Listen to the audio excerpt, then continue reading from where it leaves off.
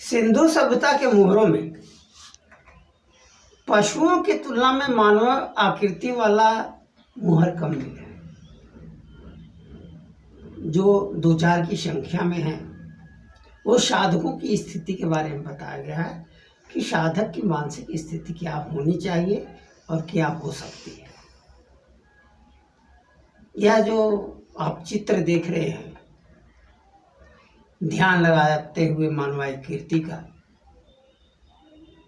इस मानवाकृति के शहर पर ध्यान देने की जरूरत है। आकृति को इस तरह से बनाया गया है, मुकुट को इस तरह से बनाया गया है कि 8 वृत्तियों के बारे में बता रहा है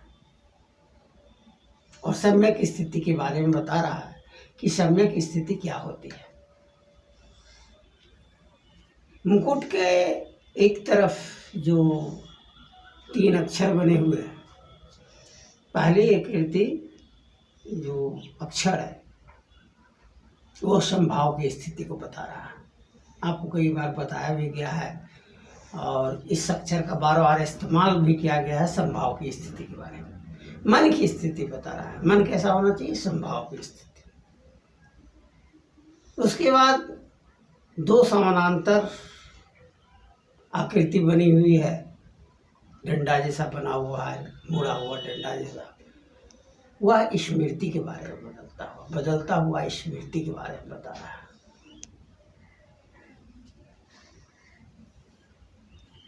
तीसरा जो अक्षर है वह बुद्धिगत स्थिति को बता रहा है।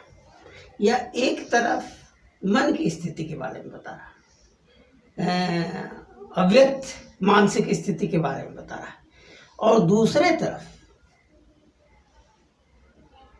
व्यक्त मानसिक स्थिति को बता रहा है, स्तर को बता रहा है, अनुभूति के बारे में बता रहा है।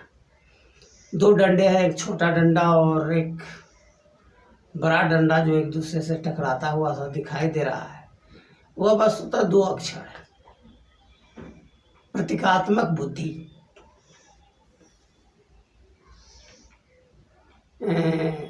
का प्रतीक है स्मृति और बुद्धि का, जो मनुष्य के अंतर्द्वंद की स्थिति को दर्शाता है कि जब हम व्यक्त विषयों का चिंतन करते हैं, मनन करते हैं, अध्ययन करते हैं, तो हमारी स्मृति और बुद्धि 2 तरह से होती है। इस शब्द का बार-बार उपयोग व्यक्त चिंतन के दरमियान स्मृति और बुद्धि के आपस की टकराहट को दर्शाता है।